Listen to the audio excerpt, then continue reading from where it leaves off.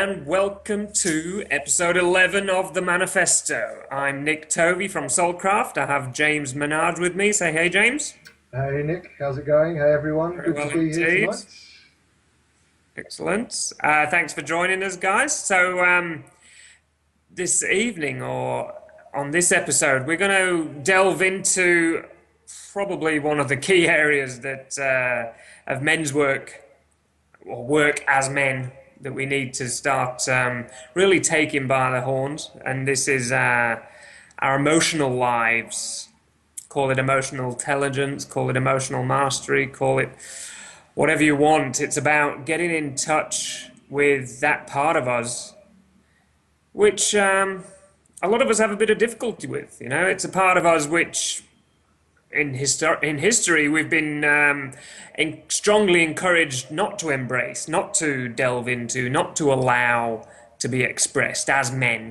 The whole big boys don't cry sort of attitude, which is extremely prevalent still today and was definitely prevalent in our childhood.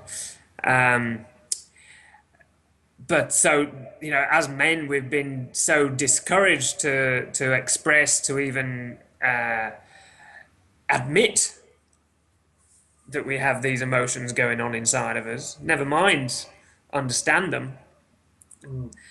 but they don't seem to go away, do they? No, they don't, and that's, I think I read a book once called Feelings Buried Alive Never Die. And, I think it's incredibly detrimental not only to the individual who does, repress and suppress emotions, but, it's pretty detrimental for everyone around the man that does that as well. Because, I think, as you mentioned, Nick, there's certainly a component to it where, it's not the masculine thing to do to show emotions, maybe apart from anger. But usually when men do anger, it boils over into, aggression and hostility. So it's not really that we can do anger either very well, Yeah. although it may come out. So, and it's as you mentioned as well around, it's kind of the phrases of, man up, or big boys don't cry, stop being a pussy, you gay boy, what are you crying for? Boys grow up in this culture in the playground, and unfortunately still in a lot of paradigms with parents as well. I heard it just the other day on the bus with a tantruming, 4 or 5 year old boy, and his mother was obviously a little bit embarrassed. She was feeling a certain amount of shame, and the old classic line came out of, big boys don't cry, and I just absolutely shuddered Yeah. when I heard that, and just kind of went, oh my God, Straight away. it's awful. It's emotions of are exceedingly intelligent messages that are brought to us and helped us be incredibly successful social primates. And it's what gave us an edge over other species on the planet, because they do carry very, very potent messages. And I think it's just a real shame with the paradigm, that we're in, and the stage of development that the masculine finds itself in around emotions. And something desperately needs to be done about it, and it will be good. It will be for the good of everyone. It will be good for for the good of the individual, for the good of the planet, for the good of everyone around a man, kids, parents, intimate partner, work colleagues. It's just a disaster when we don't when we don't have when we're not emotionally literate. Yeah, absolutely. And I think a good place to sort of set off is really just defining what is it, what are they? These emotions that are happening, absolutely, yes, they're important to us, but what's going on for us? And one area or one way I like to frame that up is really looking at what I call primary and secondary emotions. And the primary emotion is that instant trigger, that instant flush of emotion. And often that's what triggers that flight or fight response, or uh, what's now called the flight fight or freeze response, or if you can go a little bit further and call it the fight, flight, freeze, or fuck response. Because when we get this release of adrenaline, the release of cortisol into the bloodstream, when we're faced with danger, um, often, there are four responses to emotion. A lot of people definitely use sex as a means to deal with their emotion, guys particularly. Um, but going back to the trigger of that fight or flight response, it's an essential part of being a human being. It was there. Back in history, it was there to keep us safe. To when faced with danger, we've got we have this massive release of chemicals in the bloodstream. Our adrenals get on fire. Our core muscles, our big strong muscles get activated. They're full of energy.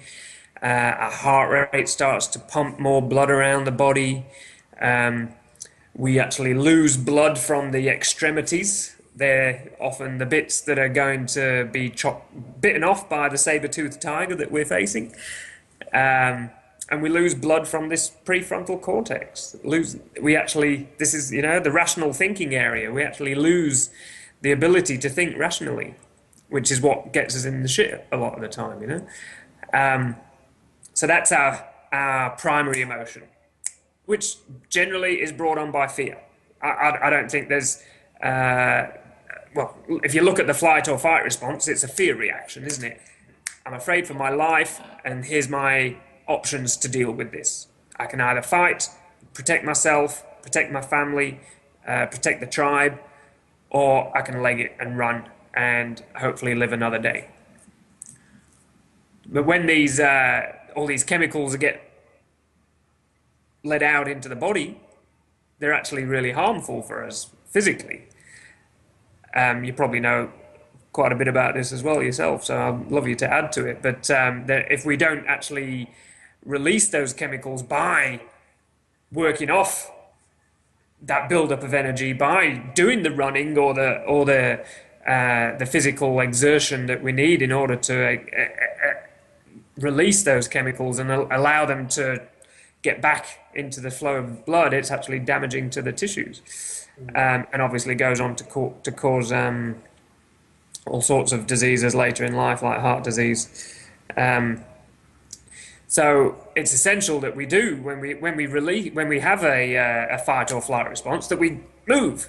You look at animals in the animal kingdom. One of their reactions, a lot of all the mammals, I think, when they have that fight or flight response, you'll actually see them shake. And that's their natural way, their natural instinct of just releasing all of that tension and letting go of all of that buildup of energy. And so they've developed their own way of dealing with it, which we've sort of lost. We've lost that idea. And I think maybe that's where dancing came from, is just to be able to release that buildup of energy. Because if we don't, firstly, it's going to be damaging to us physically, and obviously, just as importantly, it's going to be damaging to us psychologically and emotionally. So it's like we're storing up all of these different episodes of fight or flight. If we don't release it, we don't work it off. But the thing is, nowadays, we're not often faced with saber-toothed tigers when we walk out of our cave. Our stress response might be brought on by, a bill that we don't think we can afford. Our stress might be brought on by the driver in front of us braking too hard or cutting us off in traffic. Our stress might be brought on by the boss woke up at the wrong side of bed this morning. All sorts of triggers that obviously aren't as dangerous as the saber-toothed tiger waiting outside our cave, but the response is exactly the same. So it has absolutely the same reaction in our body and in our mind, in our brain. So needs to be released. You got more to add to that, Jane?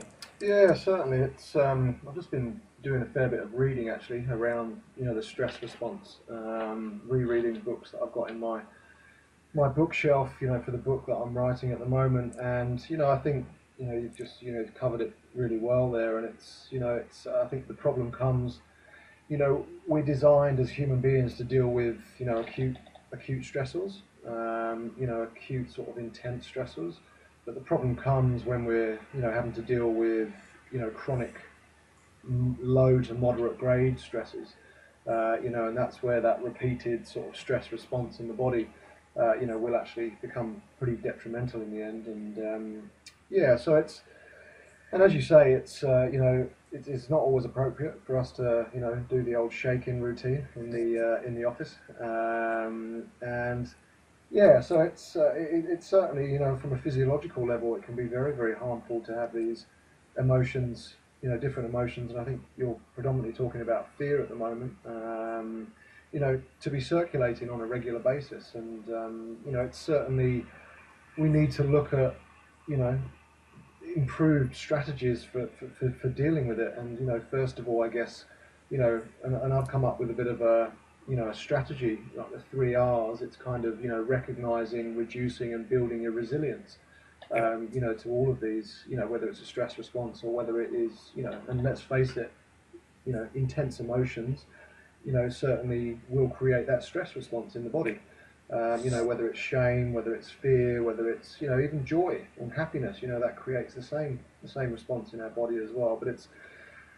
And I think it's really important that we do start to deal with these emotions, because anything that we do suppress or repress, will as I said at the start, feelings buried alive never die. And so if we're constantly living with fear, and I think what we're taught when we're young is that there's definitely positive and negative emotions, and the negative ones need to be not dealt with, and the negative ones need to be not felt. And this is what we're brought up with. That anger generally is not all right, grief is not all right, and shame is not all right. There's just a number of different emotions, and we grow up with these labels attached to different emotions, which is very detrimental in the end. Because when we do start to feel fear, we're not able just to kind of sit with it and process it, turn towards it. Our instinct is just very much to kind of turn away from it and to run from it, to suppress Yeah. it, hide it, deny it, or cover it up with, alcohol, just general busyness, Facebook, porn, whatever it might be. And, we really don't flex our emotional muscles enough. And the more you do flex them, and the more you just do what feels very counterintuitive, to turn towards them and actually really allow them in. Yeah. First of all, turn towards it and stop, name it. Just very very simple stuff. And I think a lot of the time when we're working with men, the first layer of the emotion that we need to work with a lot of the time is shame. Before other emotions can come in. Yeah. Things like grief, or I mean, speaking from personal experience, recently that I've been living with you know I guess relatively low to moderate grade shame around something in my life at the moment. And you know, I mean, let's maybe measure in shame to start with, and just talk about how toxic it can be as an emotion, but how there's very much two branches to shame, and one can really stimulate an improved, moral and ethical response to poor behaviour from ourselves, and the other one can very much paralyse us and keep us stuck in whatever's stuck in our life. And the unhealthy side of shame, is when we actually think that we're inherently bad as a person.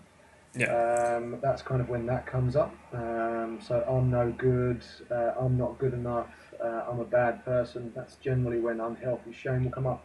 But the more healthy side of it is related more to our behaviour. So it's not that we're inherently bad, but it's something that we've done is bad, and we might be out of integrity with ourselves or someone around us, a loved one. And then then it's just going to be a really good moral compass for us to Yeah. actually to sort of go, wow, okay, I need to make amends here. And but yeah, once we start to become more fluent with shame. We can often sort of open up a lot of other emotions sort of will naturally start to, surface and come up. But yeah, Yeah, I think I mean you absolutely you hit on some big issues there, but I just want to sort of pull back a little bit and go back to because I think what you've been talking about there is what I call secondary emotions. mm, So back to the primary emotions being, that instant fight or flight response where we don't necessarily have a great deal of choice over that. That's always going to occur, and it's there to protect us. It's always gonna be there, and it is an absolute protection mechanism, which is going to look after us. So, but then we need to really recognise how we're getting triggered and what sort of situations are triggering us, and then once what and this is where you've been sort of hitting on the different emotions, shame being one of the major ones there. I call them secondary emotions because they're emotions that we're actually creating ourselves through our thinking. Um, Whether or not, so the initial emotion, the primary emotion, was an instant reaction to external stimuli. Whether or not the need for that reaction was necessary or not, that's what's happening. Then the secondary emotion is when that initial energy is actually subsided, and then we start to think about what's gone on. And that's where our recurring voices about who we are, what we do, and how we show up, and how worthy we are. Obviously, we're talking about the negative ones, shame being a massively prevalent and detrimental one, and one which I think exists in all men. And it exists in everyone to an extent, absolutely. But I know from a lot of the work I've done with men, shame around who I am, how I show up, how good I am at my job, how good I am as a father, how good I am as a husband or partner, how good I am as a man. Do I have these qualities that, are a real man, Um, and also shame around being a man. There's so much negative baggage that we have to endure these days, and negative messages that we have to endure as men in the media, in certain aspects of the radical feminist movement, and the not so positive aspects of that, which induces quite a bit of shame for men around just that fact, being a man. And if a man's ashamed of who he is, how's he ever going to be in a position to really give himself fully to life in all aspects of his life, relationships, work, uh, friendships, yeah, service, all aspects of those. So that, yeah, coming back to those secondary emotions, the secondary emotions are obviously fear can be a secondary emotion, but it's a self-induced fear brought on by certain patterns of thinking. Um, then obviously grief is about loss. Anger is definitely a secondary emotion. It can be an instant reaction, but anger is brought on by the feeling of injustice. Someone's done something which is unjust, which is wrong to me, is taking something away from me, whether that's my life, whether that's my integrity, whether that's my whatever it is. So all these different aspects of thought. A thought has occurred in my mind, which is then creating a certain set of feelings, and they might be felt in the heart, they might be felt in the body, in the legs, in the jaw, and I think that is the key to start really delving into a more embodied awareness of our emotional life. Is firstly asking, okay, I'm having an emotion. I don't know what it is. Before I can even name it, I need to be able to actually acknowledge that I'm having it. and then feel it. Where am I feeling this emotion? You know, is it happening in my chest? Is it my throat? Is it my arms? Is my jaw tight? Are my hands clammy? Am I wringing my hands? That sort of thing. Um, am I grinding my teeth? Is my brow furrowed? Am I frowning? Can I feel tension on my head? Um, Finding those places where the emotion is starting to speak to you. Yeah. Then once you've found the locators, you found the physical response to the emotion, then you can get more in touch with it and actually give it a name. Okay, this is this is shame, this is fear, this is guilt, whatever it is. Give it a name. Okay, I'm feeling guilt. This is how guilt feels Mm. in this context. And like I said, acknowledgement, really recognizing that we have it. I'm having an emotion and then being okay with it without, at that point, not necessarily feeling the need to change it. Just feel it, get in touch with it. How does it actually feel? Mhm. Without running, without getting on your computer, without getting on your phone, without having sex, without going exercising, just for that moment, work out how it feels just to sit in your emotion. And then there's more to do, which we can do later. But have you got any more to add to that? Yeah, I'm not sure if I 100% agree with the primary and second. I know you sort of did say that, yeah, like anger can be a. Did you say anger can be a primary emotion? Um, well, I think an aggressive response, obviously, when we're talking about the fight or flight response, it can either be aggressive Mm. or um, or retreating. So it's either a forward or a backward action. Yeah, Obviously, the forward aggression, but I find that the primary motivator underneath the forward aggression is fear, because I'm afraid for my life, yeah, and then it turns into anger. So, which yeah. helps the aggression. Sure. Yeah, I can see it from that perspective a little bit clearer. I don't know if there has to be a thought process that goes on behind it though. I don't think It's thoughts stimulate a secondary emotion. I think certainly they can. And I think that's one of the where double else edged. do they come from? Oh well, a wound. A very very deep. So, but how's the wound activated? Mm, I'd, sometimes I have anger and both shame come up without any thoughts coming up whatsoever. They're But very we're quick not. to. You don't get. We're not talking about conscious thoughts here. So there's not a subconscious attachment to a wound that has happened in the past, where a belief has been created over a certain activity, a certain response to a certain situation, Yeah, and that belief, that thought process has been reactivated later in life. You may not necessarily be conscious of it, sure. but that's what's behind the emotional reaction. Yeah, yeah. Because I mean, sometimes anger happens in a split second where there's absolutely no chance for conscious thought. Yeah. So that's cleared it up a little bit. So it's those memory patterns that are stored in the back of our subconscious which get triggered. Mm, Yeah. So yeah, I'm not talking about, oh, I'm going to get angry now. yeah, yeah, yeah. No, that You makes. just looked at me the wrong way. I'm going, ooh, what shall I do? I'll choose anger this time. Yeah, Boof. yeah. No, sure. Yeah, Yeah. that's cleared it up a bit. Yeah, where were we with regards to when you So were? yeah, I was just talking about, so once we've realized we're having an emotional reaction Mm, to whatever it is, how then to just sit with it and get mm, in touch with it, feel how it feels, give it a name, and get to know the experience for what it is, for its quality.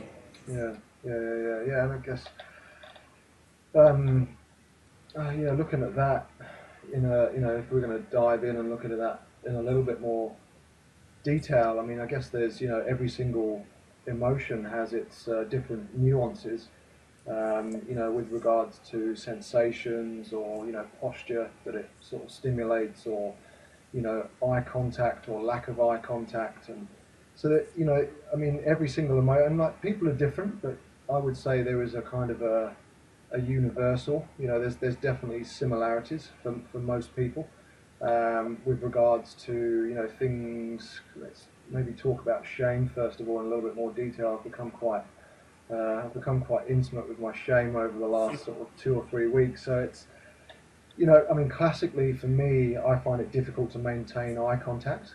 When I'm in a shame spiral, and I can really feel myself spiraling down. And for example, it's the feeling that will come up if you get caught, without clothes on in public. That's what We've shame. all had that dream, haven't we? You turn up at school without your school Yeah, uniform on or your pajamas on or something. yeah, yeah, and it just that's the feeling that we're talking about now. The feeling that generally keeps you pretty small, and there'll be posturally there'll generally be a bit of a dropping away. Like a caving in, a caving forwards. You might feel a little bit heated in your cheeks, depending on the intensity of shame that you're feeling. Slight sort of blushing, maybe potentially.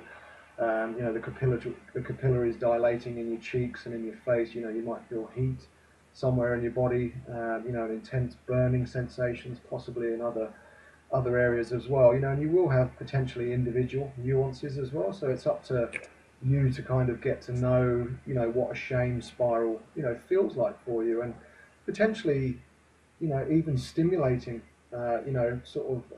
artificially stimulating some form of shame, so you kind of get to know it in the safety of your own home. And a lot of the things that I do with my clients, for example, if I'm trying to get them more in touch with grief, for example, I'll get them to watch sad YouTube videos, or get them to play music that was played at a funeral, for a loved one, or anything that's going to stimulate, you know, um, a particular emotion, and something that's going to enable them to, be in a safe environment, because it's not always going to be appropriate to show all emotions in all environments. And just as you got your training wheels on, and just so you can maybe face plant a little bit, it's always a good idea to do it in the safety of your, you know, potentially when you're on your own at home, and just sort of, just gradually starting to sort of feel into them. And I guess with emotions, I mean,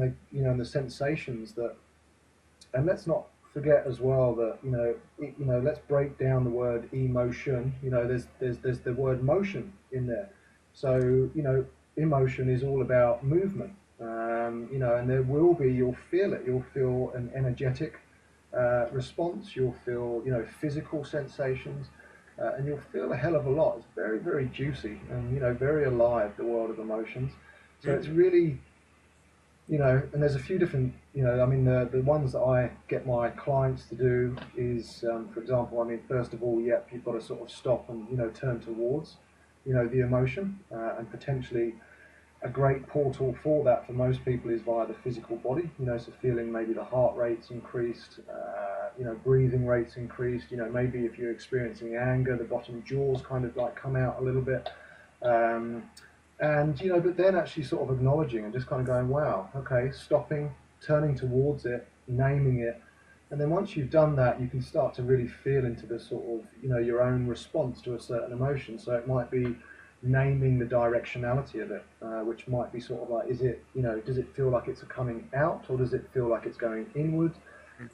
Temperature, color, size, shape of the emotion in your body, which might take a little bit of getting used to. It's quite, Yeah, absolutely. it can feel a little bit numb to start with, Yeah. but the more that you build other intelligences in your body, like spiritual intelligence, your ability to be present and witness objects in your awareness, and improving your somatic intelligence, which is basically your mind-body connection and sensations and any kind of, wisdom that your gross, subtle, or causal bodies, are giving you. And building all of these intelligence side by side that will really enable you to get in touch with these emotions in a bit more, and you'll be able to then, you'll then have almost like a signature kind of sensation going on in the body, and you'll be able to spot them a lot quicker once you start to, get in touch with them. And it's, it can be a scary place. Yeah, absolutely, absolutely. For Because many. particularly if we're not used to it, and if there's been history of you being ashamed for actually feeling emotion, Mm. and it's a process, and it takes a process of getting used to, and you're gonna muck it up, and you're gonna get it wrong, and you're gonna forget, and you're gonna um, but yet you need to give yourself a little bit of flexibility and a little bit of acknowledgement of the effort, and you're gonna all we're trying to do here is put a little bit of space between your emotion being experienced and your reaction, because an emotional reaction, there's no control, there's no consciousness, there's no awareness. What you're wanting to do is respond rather than react. Yeah. So the difference between reaction and respond is choice. I can't have choice if I haven't got awareness. So if I'm not aware that I'm having a strong emotional response to a certain stimuli, a certain situation, then who's in charge? The emotion. I'm not in charge. Yeah. So this is what, when it comes down, and this is the way I like to term emotional work, is about emotional mastery. So it's about becoming the master of my emotional life, my emotional world, rather than the other way around, rather than allowing the emotion to control me. And essentially, that's what's happening when we're emotionally reactive, whether it's an external reaction or an internal reaction. And I think that's a really strong distinction that I need to make here. Not all emotional reactions are external. So anger, for instance, can be external. It can be internal too. So if I'm getting angry at myself for certain things, for certain ways of thinking, for certain behaviors, then that's an internalized anger, an internalized emotion. Not everybody is extroverted. So someone who is more introverted is more likely to express their emotions internally. So you may not even be aware of it, but their internal world is hell, is painful, is full of all of these emotions going on. So we need to be aware of the external emotions as well as the internal emotions. Mm, mm. Sorry, the externally expressed emotions or the internally expressed emotions. Yeah, that's an Um, interesting one, isn't it? Around anger, I think that's probably a really a good one to talk about in that sense as well. You know, it's kind of there's lots of people that look at anger and sort of say, you know, what should it be? Should it be anger in or anger out? mm, And it's a very interesting argument. I mean, you know, with regards to my personal experience with anger, you know, I learnt at a very young age that it wasn't safe for me to express my anger externally. For example, because it would have, potentially have increased, my uh, the smacking I received as a child. If I would have got angry back, it would have been like, fire meeting fire, which, so my strategy for dealing with anger at a very young age was very much to, internalize it and not externalize it, and I carried that into my adult life, much to my detriment and my, and my marriage's detriment. And I think that's such an important point for us to really, thrash out here is why show emotions? Why is it important to get them out? Why is it important to have a healthy relationship with them and express them in a healthy way? mm, And for me, that's one of the, greatest lessons for me around my anger and my relationship to it was, I internalized it. So my anger very much turned into a form of anger, which is, called passive aggressiveness. yeah. Which is, a surefire way to rot any intimate relationship very, very quickly from the inside out, and to create a lot of toxicity, in your own body and in others as well. And it's, so I've had a very interesting journey with anger, since then, and I certainly, since having children, I've really re-owned my anger, and it's gone from being very much internalized to, kind of externalized. I've face planted a number of times where it has become aggressive and hostile. But I had this one extremely interesting experience with anger, and I was just separating from my ex-partner, and we were moving some of my furniture out, which pissed me off no end, to be honest with you, and I felt a lot of rage, to be honest with you.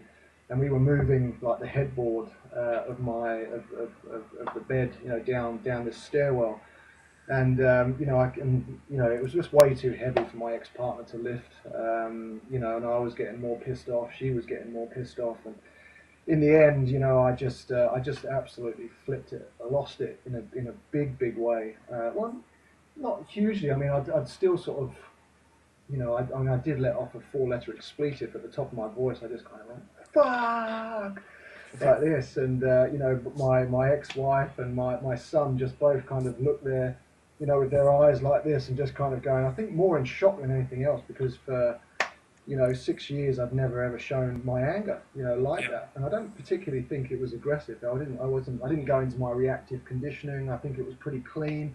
It came out. And, this is another benefit of really going into your emotion, not being run by it, not letting it drive the bus, but being close enough to it so you can express it and really feel it.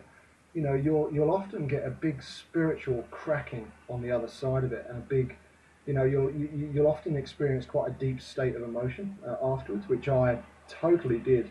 Once I picked this headboard up on my own, which weighs a ton, is quite awkward to move, and I just shifted it down the stairs. You know, Again, we come back to what you were talking about. My anger had a a way of kind of working its way out of my body. And Yeah. I sat around the corner for a little bit, or stood around the corner, leaning against this massive headboard, and I've never felt so alive in my life, to be honest with you. Never in a million years felt so alive and so present. My heart rate, my breathing, it was just all so, it was just, so vibrant, and I just felt so alive. And the interesting thing was that, this is where I think emotional intelligence is so important. That I went upstairs after that, and I was totally ready to enter back into relationship with my ex-wife after that, even though I was so angry with her. Yeah. But previously to that, if I would have been passive aggressive, I would have held on to it for hours, days, weeks, months. So I think that's just a great example of how important it is, for us, because it allows us to come back into relationship so much quicker, when we're and it creates connection between people as well. I think, empathy, without emotional intelligence, how can we be empathetic towards, Absolutely. other people? And it connects us to other human beings. Before, and I've been speaking and rabbiting on, there's just one more thing I'd like to say, is that, I mean, we're so diverse as human beings, totally diverse. And if you look at, for example, we'll go in through the physical, first of all, we're all totally different, like physically. Like our fingerprints, there's not exactly the same fingerprint on anyone else than there is on us. And once we start to go deeper, into our thoughts and our values and our beliefs, we start to become a little bit more similar.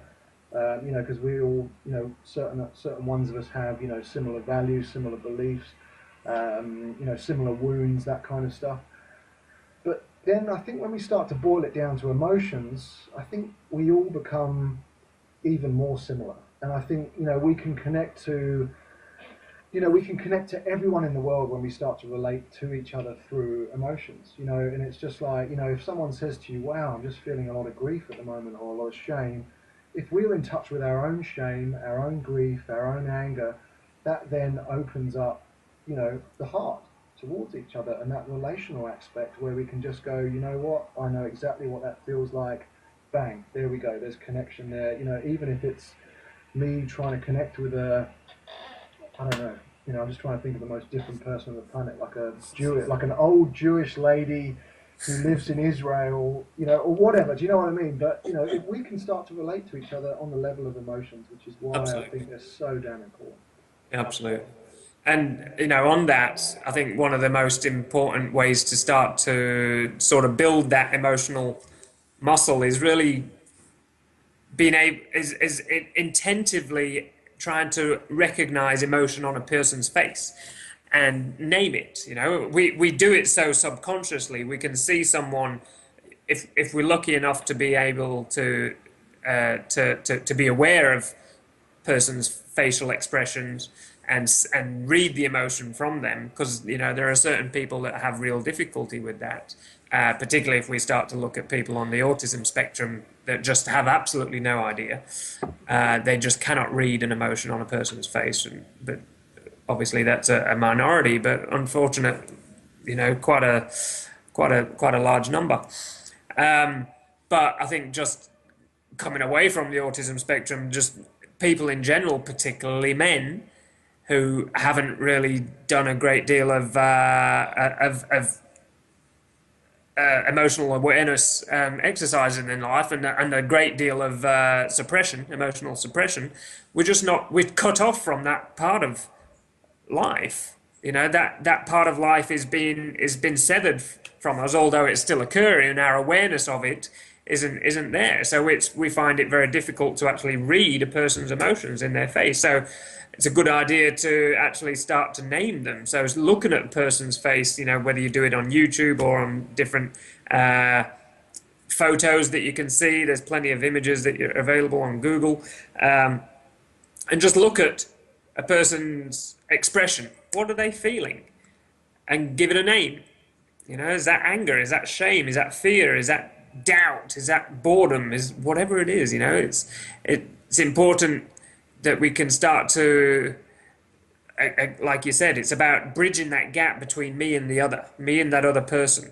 Me and, like you said, every one of us feels these things. We all feel them. Yes, they may come through in slightly different, individualized, unique nuances, and they may be expressed differently for me as they are to you. But every one of us has this experience of these emotions, and they're a blessing. It's one of the blessings of being a human being. It's what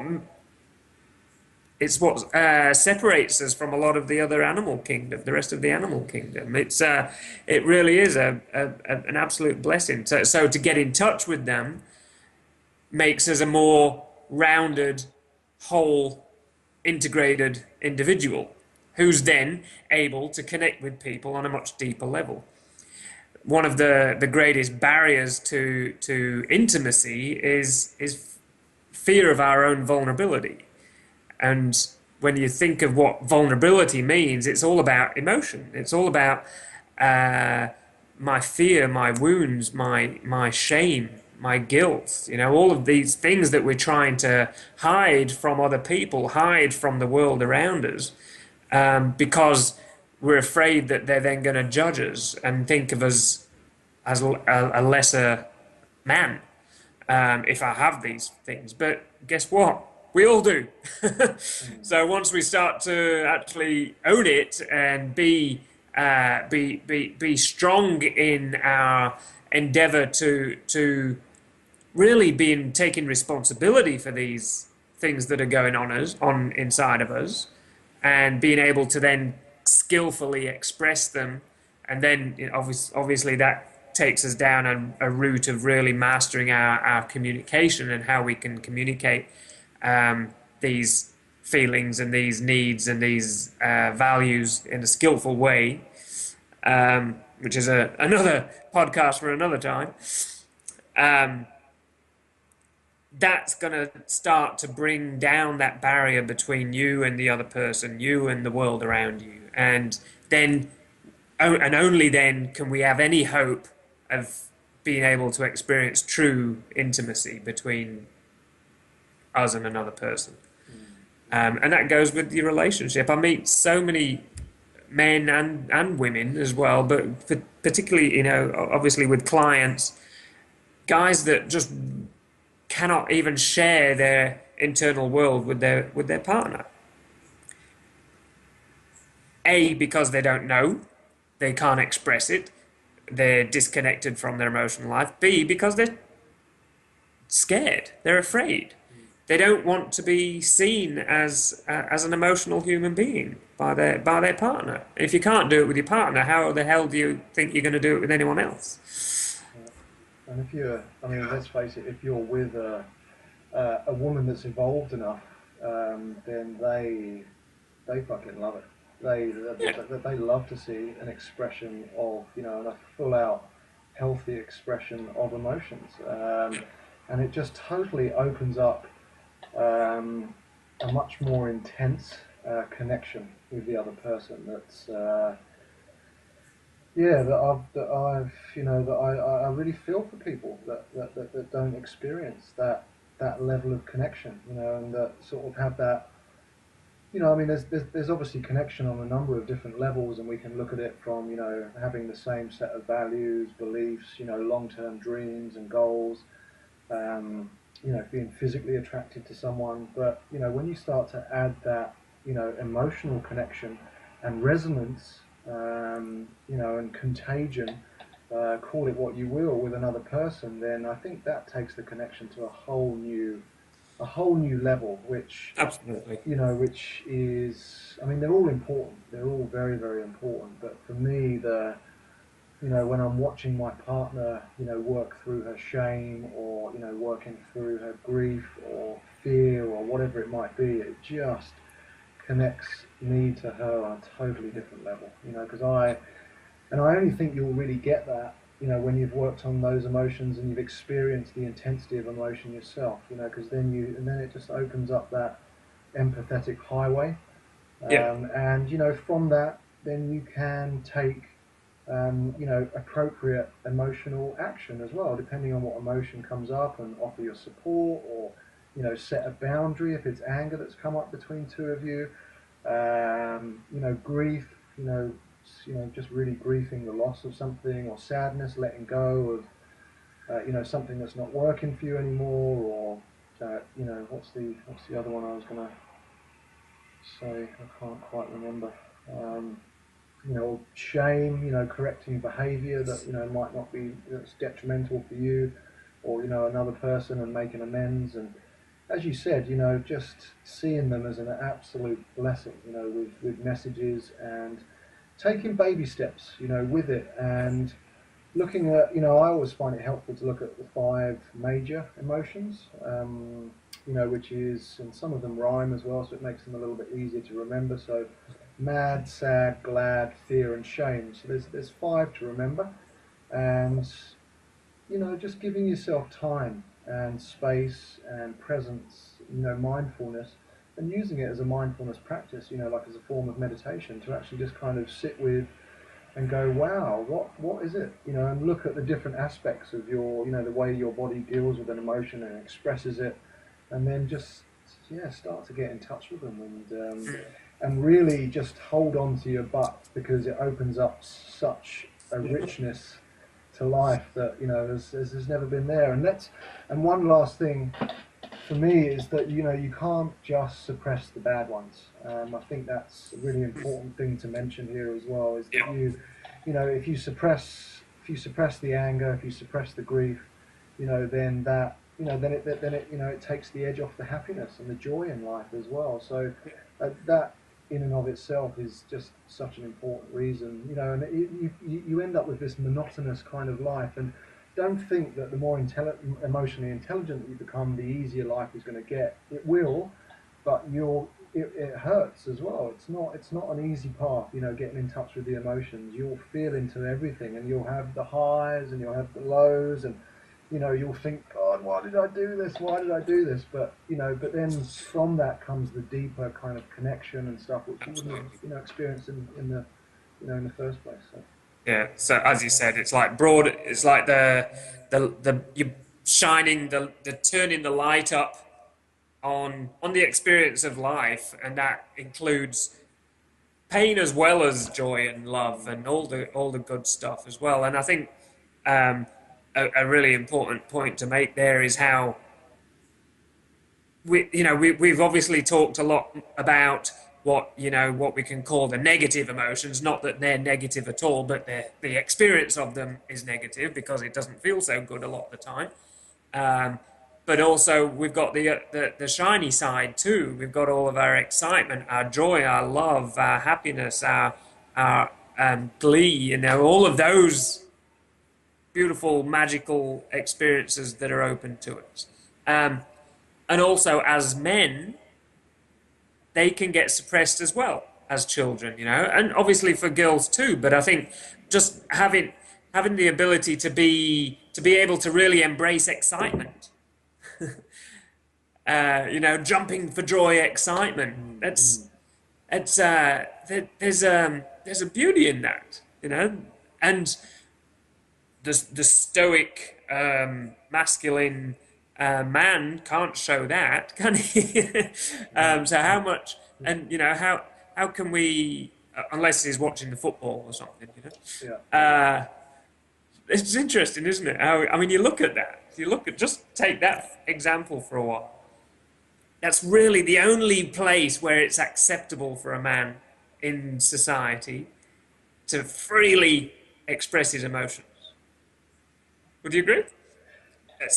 The sporting arena, where, yeah, yeah, well, not even in on the field, but in the seats or mm, behind the TV, you know, watching. You get a few blokes together, and you'll see them go through a massive spectrum of emotions. mm, mm. And yeah, listen, maybe that's a great practice for men. Maybe that's a great place to start, you know, to kind of start to pick emotions apart. And as Yeah, I say, I mean, I think that's one of the reasons I love sport, is that it just kind of takes you through so many different emotions, so yeah, intense. I remember watching the Rugby World Cup in 2003 yeah, yeah, back in London, and you know, one minute I was crying into my pint, and the next minute I was just up and out and just, jumping for joy, literally. And yeah, but yeah, so I think I agree, and it's one of the only places it reminds me of that guy that in the Lions tour, like a big 6'8", giant of a man who was playing for Australia, who was openly, I wouldn't say openly, but he was weeping, yeah, after the match, and the amount of people that predominantly women, that just sort of said, "Wow," and that was yeah, again, they loved it. They loved to see a man that's gone into battle and done his external warrior, yeah. but then sort of got into, he had a certain amount of shame. He didn't want to be filmed crying. It wasn't totally open, but the very fact that he was, able just to even let it go and be filmed was, I think it's great. It's great to have these men on TV, and it's great for them to It be is. leading the way. Yeah, and that's it's an interesting that as an example of where we've come from. You know, when you go back 50 years, you wouldn't get two teams or a team of football players hugging each other. Mm, You know, they scored a goal, they went and shook each other's hand, maybe a little pat on the back or a pat on the shoulder, you know. yeah. Now, you know, there's a massive embrace, and you will see men cry on, you know, there's so much emotion involved in Mm, putting your life on the line in that arena.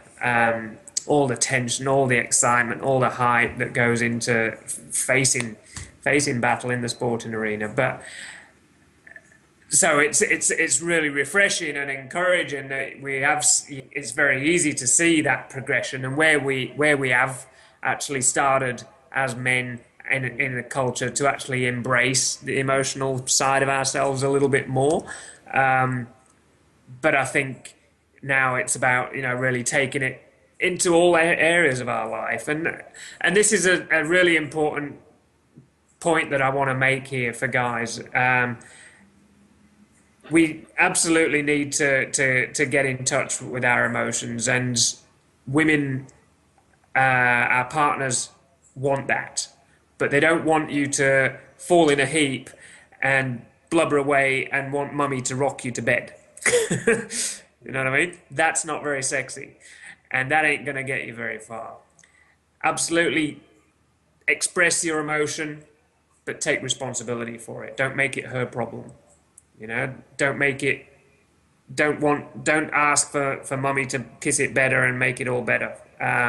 Be really recognize where you're falling into the little boy asking asking for mummy to make it all better. Yeah, and take a bit of ownership for that. You know, of course, we're all going to slip, we're all going to fall, and slip into that little boy posture from time to time. But recognize it. Okay, I'm projecting. I want mummy. Um, Now I'm taking ownership, and let her know. You know, let your partner know. okay, I recognize that I'm in emotion. I'm with it. I'm owning it. I'm taking responsibility for it, and I'm going to deal with it. And I'd love your support. Mm. Yeah, but not making it her responsibility. Yeah, and I think that you could start to drill down into the what I call the psycho-emotional pattern that that comes up with different emotions. And as you say, there's certain ways to deal with it. There's the boyish way of dealing with it, and then there's the men's way of dealing with it. And the boy would, I guess, generally tend to turn into either the victim or the creator. Sorry, the victim or the persecutor.